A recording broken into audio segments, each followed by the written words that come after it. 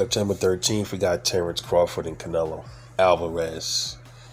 And, I've made a few videos touching on this, and people are banking on Canelo winning by knockout. They think Canelo's too big for him. But here's my thing. I think Terence Crawford is in a win-win situation anyway. Terence Crawford wins even if he loses. Let me explain what I mean. If he goes in there and he beats Canelo, like if he knocks him out or if he goes in there and beats him up for 12 rounds to the decision win, obviously he got the win. Smaller guy, victorious. Nobody's expecting, well, most people, because Bud got diehard fans like me that support him regardless. But if Bud goes in there and he loses to Canelo, he still wins. But that depends on the kind of fight Bud gives us. If Bud goes in there and loses to Canelo by decision, which I don't think that'll happen, it's possible, but if he goes in there and wins by decision, hangs on, he still wins. Only if he goes in there and fights back. Right? He goes in there and pulls a Charlo. No.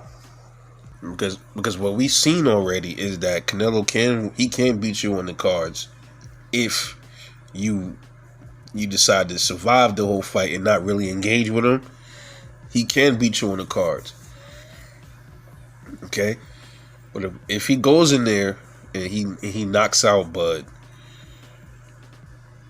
but Bud gives it his everything.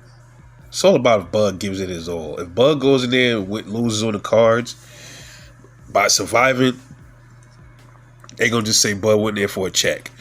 If Bud goes in there and loses on the cards and he fought his heart out, they gonna give Bud his props. Now, if Bud goes in there, gets knocked out, they're gonna say he gave it his all, but we knew it because he was too small. And if he goes in there and gets knocked out by surviving, it's not gonna look good for Bud. They're just gonna put him in the same group as Charlo. But if he goes in there and he bangs it out with Canelo, puts leather to him, and then somehow still gets knocked out, so victory for Terence Crawford because he went in there and fought. They like, gosh, they gonna look at him like this guy moved up these weight classes and he went in there and actually brought the fight. He stood his ground against Canelo. He didn't, what they would call, quote unquote, run from Canelo all night. He actually planted his feet, punched Canelo. We even saw him probably buzz him a few times or whatever. It's just like if a bully, presses you and corners you in and you bite back and you fight him, and you the smaller dude, you gonna get all kind of respect. They gonna be like, damn. Look at little Billy, man. He was like 3 times smaller than Big Bo. But he gave it all. He fought Bo. He bust Bo nose, man. You seen that even though he lost. That's what's gonna happen with Bud if that's the way it goes. All in all, though, I still don't think Terence Crawford is that much smaller than Canelo. I'm not talking about height-wise. I'm talking about weight-wise. I just don't see what everybody else see, where Canelo's just massively bigger than Bud.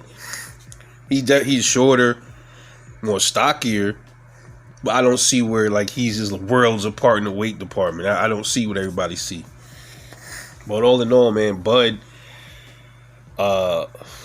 he makes his legacy look good if he gives us a good fight, man. Even if he loses, if he wins, that's even better. But if he doesn't win, but he goes in there and fights, that's good for his legacy too. Just my take. Let me know what you think. Rebel Life. Catch y'all later.